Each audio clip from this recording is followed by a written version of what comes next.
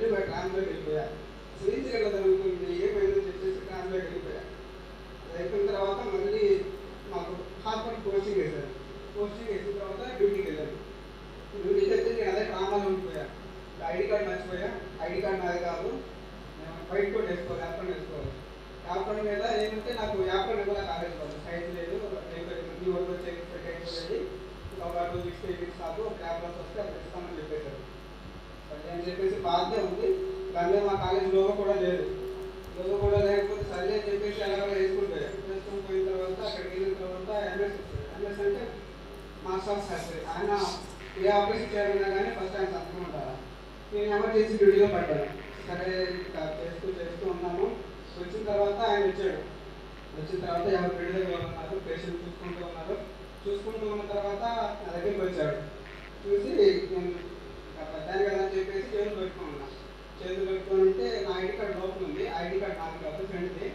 నేను ID card తీసుకుని పోలేదు. మళ్ళీ ఆయన ఏమంటారు అని చెప్పేసి ఫ్రెండ్ తీసుకొని ఫ్రెండ్ ఐడి కార్డ్ వేసుకున్నాను. ఐడి కార్డ్ లోపల వేసుకున్నా కనిపిస్తుంది అని చెప్పేసి. యాప్రాన్ మీద లోపల లేదు. యాప్రాన్ మీద లోపల ఎందుకు లేదా అన్నాడు. అట్లా యాప్రాన్స్ మా వర్క్ వచ్చేసి అయిపోయి నెక్స్ట్ వీక్ ఇస్తాను అన్నాడు అని చెప్పేసి సరే ఓకే అన్నాడు. అయిపోయిన తర్వాత ఇంకా ఐడి కార్డ్ పెట్టింది అన్నాడు. ఐడి కార్డ్ బయటికి తీస్తే ఐడి కార్డ్ నాది కాదు, ఈ ఐడి కార్డ్ ఏమైంది అన్నాడు. సార్ ఇట్లా మర్చిపోయింది సార్ అంటే, మర్చిపోయేసి ఎవరు కూడా వేసుకుంటావా అని చెప్పేసి అరిచాడు. అరిచిన తర్వాత చేతులు పెట్టుకున్నాం. మేము తప్పు చేసావా, చేతులు తీసే అన్నాడు.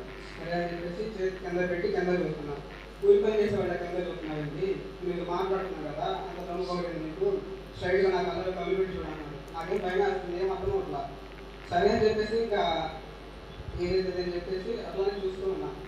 Observation book చేయాలన్నాడు. సార్ బ్యాగ్లో ఉంది సార్ అని చెప్పేసి అబ్జర్వేషన్ బుక్ కూడా తీసుకోవాలి. ఇంకా మైకం ఉండిపోయాను, తీసుకుంటుకోకుండా సరే అని చెప్పేసి పక్క డిపార్ట్మెంట్లోకి వెళ్ళి మా ఫ్రెండ్ బుక్ తీసుకొని వచ్చి అక్కడ నుంచున్నా. అది అయిపోయిన తర్వాత ఎలాగో ఆయన దగ్గర నుంచి తప్పించుకున్న తర్వాత 2 రోజులకి హెల్త్ బాగాలేదు. హెల్త్ బాగోక నాన్న ఫోన్ చేసి ఇట్లా అవుతుంది నాన్న, హెల్త్ అసలు బాగోలేదు అని చెప్పేసి అడిగితే హాస్పిటల్కి వెళ్ళి బ్లడ్ టెస్ట్ చేయి అన్నాడు. బ్లడ్ టెస్ట్ చేయకుండా ఆయన ఏమన్నాడంటే నీకు నెమ్మ వచ్చింది అది అని చెప్పేసి